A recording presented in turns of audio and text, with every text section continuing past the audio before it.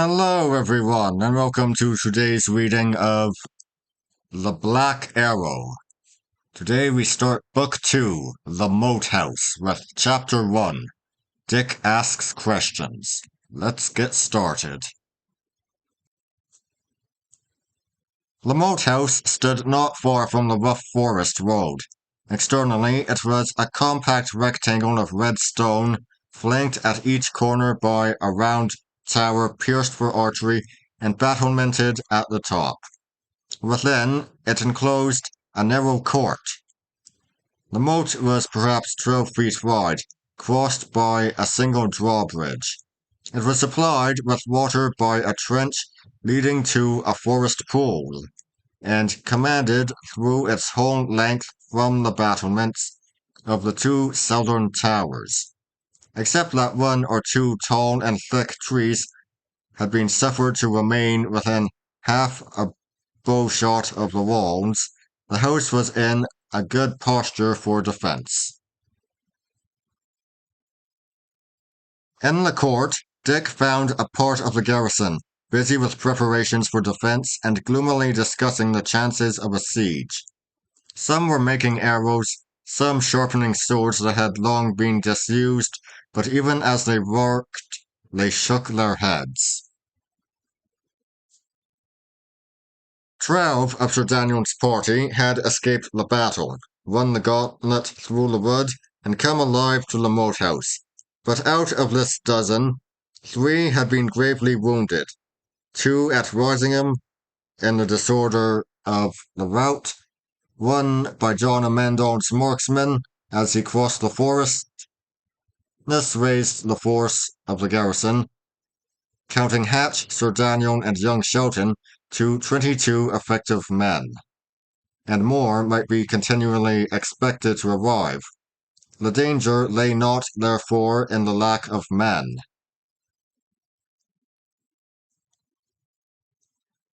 It was the terror of the Black Arrow that oppressed the spirits of the garrison, for their open foes of the party of York, in these most changing times, they felt but a faraway concern.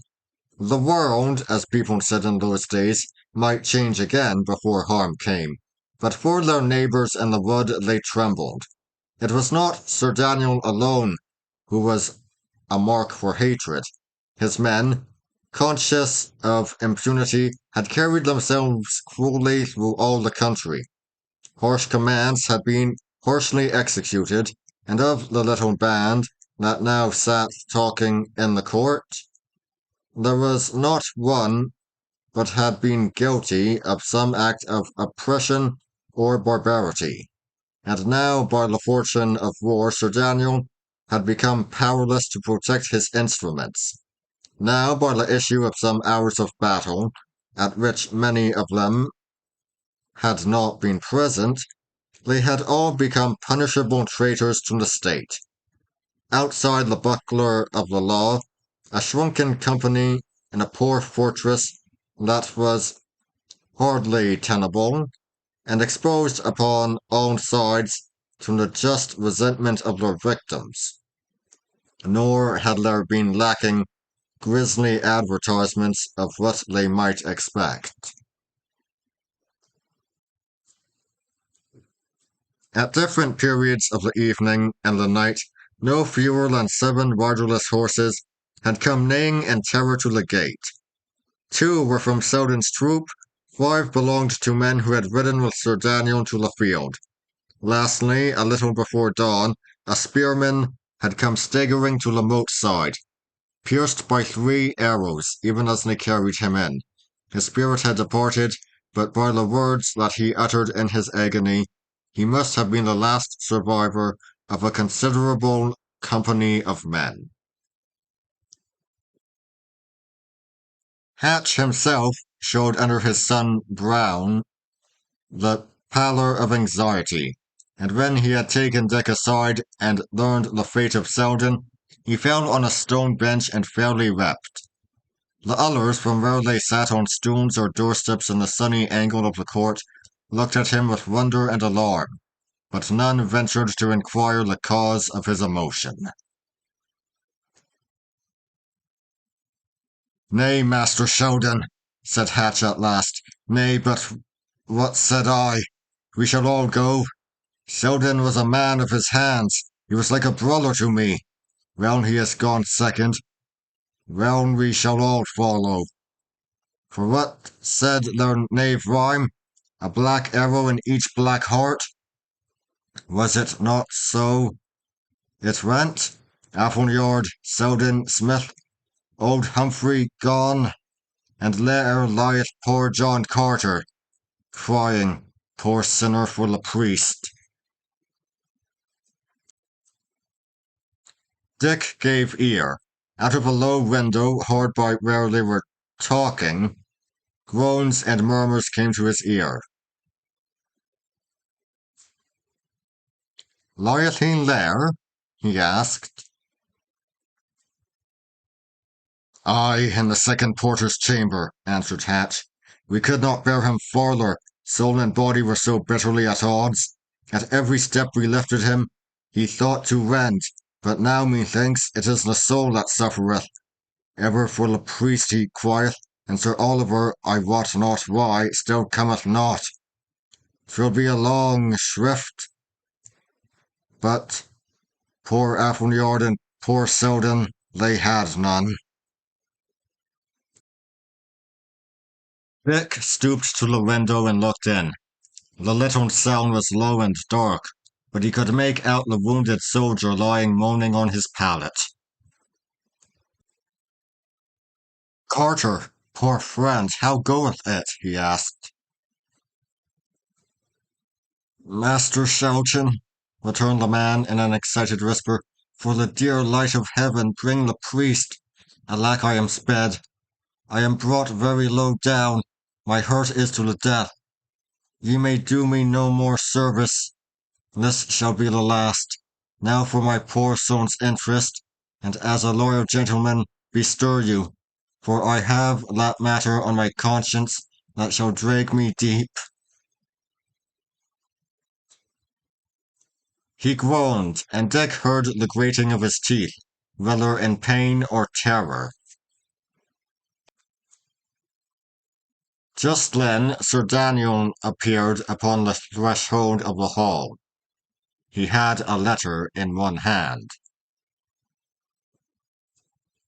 Lads, he said, we have had a shog, we have had a tumble, wherefore then deny it.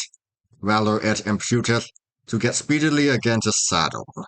This old Harry the Sixth has had the undermost. Wash we then our hands of him. I have a good friend that rideth next the Duke, the Lord of Wensleydale.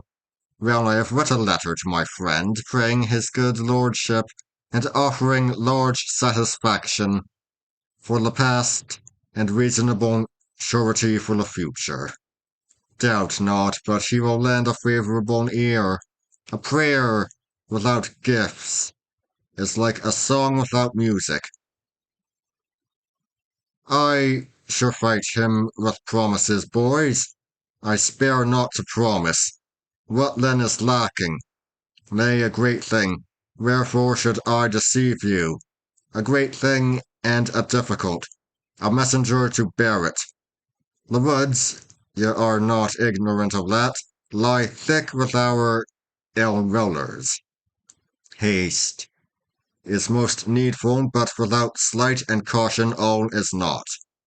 Which, then, of this company will take me this letter, bear it to my lord of Wensleydale, and bring me the answer back. One man instantly arose. I will an it like you, said he. I will even risk my carcase. Nay, Dickie Bower, not so, returned the knight. It likes me not. Ye are sly indeed, but not speedy. Ye were a laggard ever. An it be so, Sir Daniel? Here am I, cried another. The saints forfend, said the knight. Ye are speedy, but not sly. ye would blunder me head foremost into John Amendon's camp. I thank you both for your good courage, but in sooth it may not be. Then Hatch offered himself, and he was also refused. I want you here, good Bennet. Ye are my right hand indeed, returned the knight, and then several coming forward in a group, Sir Daniel at length selected one and gave him the letter. Now, he said, upon your good speed and better discretion we do all depend. Bring me a good answer back, and before 3 weeks I will have purged my forest of these vagabonds that brave us to our faces. But mark it well, Throgmorton, the matter is not easy. Ye must steal forth under night, and go like a fox, and how ye are to cross the town I know not, neither by the bridge, nor ferry. I can swim, returned Throgmorton. I will come soundly, fear not. Well, friend, get ye to the buttery, replied Sir Daniel. Ye shall swim first of all in nut brown ale. And with that he turned back into the hall.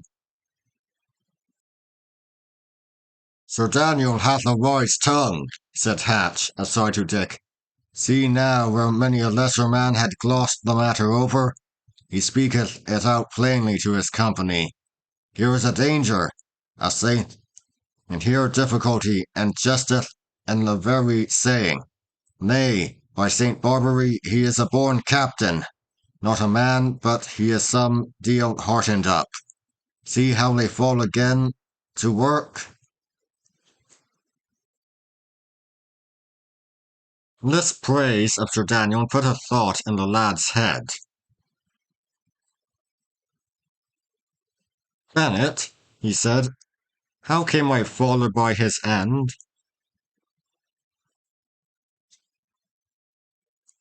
Ask me not that, replied Hatch. I had no hand nor knowledge in it. Furthermore, I will even be silent, Master Dick.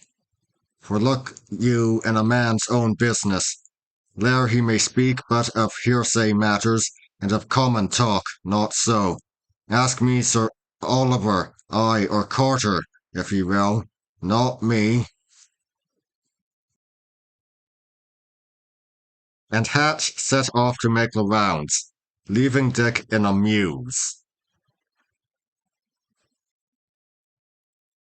Wherefore would he not tell me?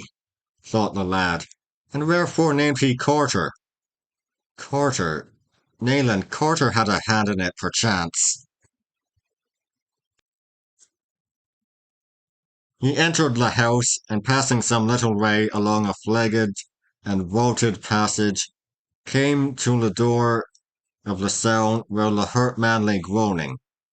At his entrance, Carter started eagerly.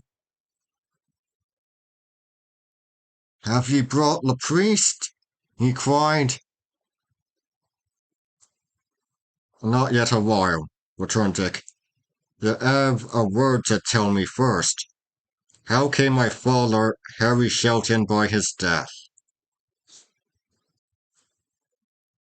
The man's face altered instantly.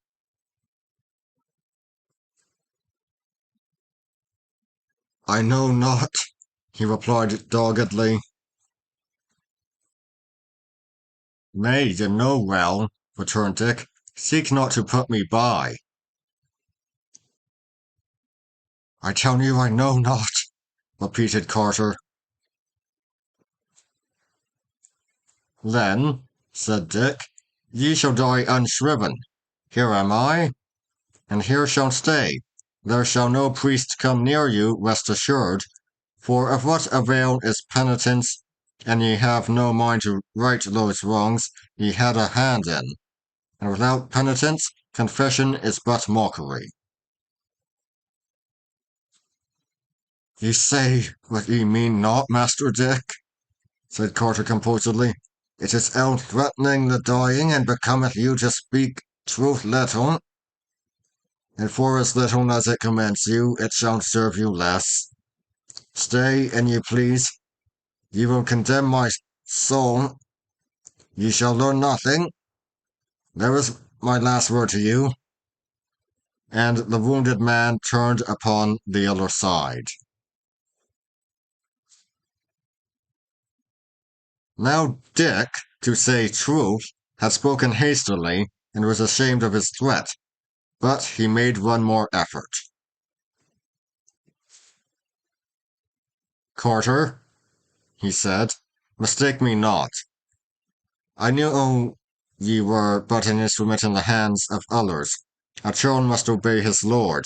I will not bear heavily on such an one, but I begin to learn upon many sides that this great duty lieth on my youth and ignorance to avenge my father. Prithee, then, good Carter, set aside the memory of my threatenings, and in pure goodwill and honest penitence, give me a word of help. The wounded man lay silent, nor, say what Dick pleased, could he extract another word from him. Well, said Dick, I will go call a priest to you, as ye desired, for howsoever ye be in fault to me or mine, I would not be willingly in fault to any, least of all to one upon the last change. Again the old soldier heard him without speech or motion. Even his groans he had suppressed, and as Dick turned and left the room, he was filled with admiration for that rugged fortitude. And yet, he thought, of what use is courage without wit? Had his hands been clean, he would have spoken. His silence did confess the secret louder than words. Nay, upon all sides proof floweth on me. Sir Daniel, he or his men, hath done this thing. Dick paused in the stone passage with a heavy heart. At that hour, in the ebb of Sir Daniel's fortune, when he was beleaguered by the archers of the Black Arrow and proscribed by the victorious Yorkists, was Dick also to turn upon the man who had nourished and taught him, who had severely punished, indeed, but yet unwearingly protected his youth? The necessity, if it should prove to be one, was cruel. Pray heaven he be innocent, he said. And then steps sounded on the flagging, and Sir Oliver came gravely towards the lad. One seeketh you earnestly, said Dick. I am upon the way, good Richard, said the priest. It is this poor Carter. Alack, he is beyond cure. And yet his soul is sicker than his body, answered Dick. Have ye seen him? Asked Sir Oliver with a manifest start. I do but come from him, replied Dick. What said he? What said he? Snapped the priest with extraordinary eagerness. He but cried for you the more piteously, Sir Oliver. It were well done to go the faster, for his hurt is grievous, returned the lad. I am straight for him, was the reply. Well, we have all our sins. We must all come to our latter day, good Richard. Ay, sir, and it were well if we all came fairly, answered Dick. The priest dropped his eyes, and with an inaudible benediction hurried on. He, too, thought Dick. He that taught me in piety. Nay, then, what a world is this, if all that care for me be blood guilty of my father's death? Vengeance! Alas, what a sore fate is mine if I must be avenged upon my friends! The thought put Matcham in his head. He smiled at the remembrance of his strange companion, and then wondered where he was. Ever since they had come together to the doors of the moat house, the younger lad had disappeared, and Dick began to weary for a word with him. About an hour after Mass being somewhat hastily run through by Sir Oliver, the company gathered in the hall for dinner. It was a long, low apartment strewn with green rushes, and the walls hung with arras, and a design of savage men and cresting bloodhounds. Here and there hung spears and bows and bucklers. A fire blazed in the big chimney. There were arras-covered benches round the wall, and in the midst the table, fairly spread, awaited the arrival of the dinners. Neither Sir Daniel nor his lady made their appearance. Sir Oliver himself was absent, and here again there was no word of Matcham. Dick began to grow alarmed, to recall his companion's melancholy forebodings, and to wonder to himself if any foul play had befallen him in that house. After dinner he found Goody Hatch, who was hurrying to my Lady Brackley. "Goody," he said, "where is Master Matcham, I prithee? I saw ye go in with him when we arrived." The old woman laughed aloud. "Ah, Master Dick," she said, "ye have a famous bright eye in your head to be sure," and laughed again. "Nay, but where is he indeed?" persisted Dick. "Ye will never see him more," she returned. "Never, it is sure." "And I do not," returned the lad. "I will know the reason why. He came not hither of his own free will, such as I am. I am his best protector, and I will see him justly used. There be too many mysteries. I do begin to weary of the game." But as Dick was speaking, a heavy hand fell on his shoulder. It was Bennet Hatch that had come unperceived behind him. With a jerk of his thumb, the retainer dismissed his wife. "Friend Dick," he said as soon as they were alone, "are ye a moonstruck natural? And ye leave not certain things in peace. Ye were better in the salt sea than here in Tunstone Moat House. Ye have questioned me, ye have baited Carter, ye have frightened the Jack Priest with hints. Bear ye more wisely, fool, and even now when Sir Daniel calleth you, show me a smooth face, for the love of wisdom. Ye are to be sharply questioned. Look to your answers." "Hatch," returned Dick, "in all this I smell a guilty conscience." "An ye go not the wiser, ye will soon smell blood," replied Bennet. "I do but warn you, and here cometh one to call you." And indeed, at that very moment, a messenger came across the court to summon Dick into the presence of Sir Daniel. And that would be all for today. I'll see you all next time. See ya!